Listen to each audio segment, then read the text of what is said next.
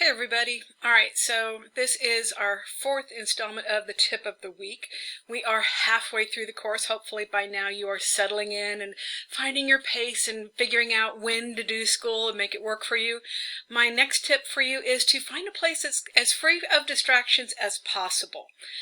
First, you have to figure out what distracts you. If you've got kids, yeah, they're a distraction and they're hard to get away from for school. Maybe find a time when they're asleep, when they're at school.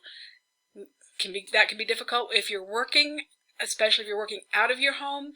I find that I can't work with the radio on. I can ignore a TV, but I can't ignore music. So here in my office, I don't have a radio. I don't play music on my computer. I can't even ignore music without lyrics. I'll just get tied up in the beat. It's just how my brain works, and it took me a while to figure that out, actually. But so my rule here is my husband knows that if I'm in my office, I'm working, and he doesn't come in here and bother me. He knows that's kind of the rule. It's not something we've specifically spoken about, but he knows that this is kind of like me being in a traditional classroom, and he doesn't come visit me in a traditional classroom. This is my classroom at home, so it's the same thing. Find a place where you can work, where you're comfortable, where you don't have all kinds of distractions for yourself.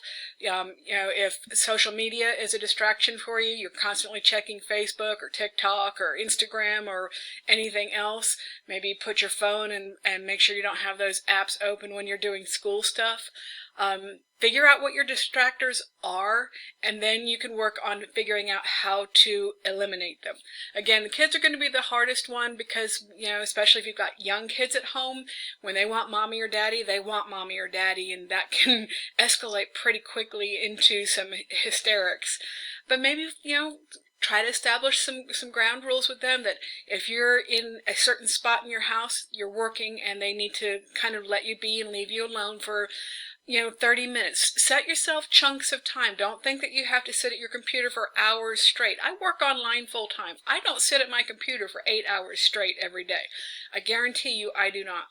And I try not to spend even a full hour just sitting here. I try to break it up into smaller pieces. So I guess that's kind of 2 tips, huh? Find a place that's as free of distractions as possible, and make sure you're giving yourself breaks.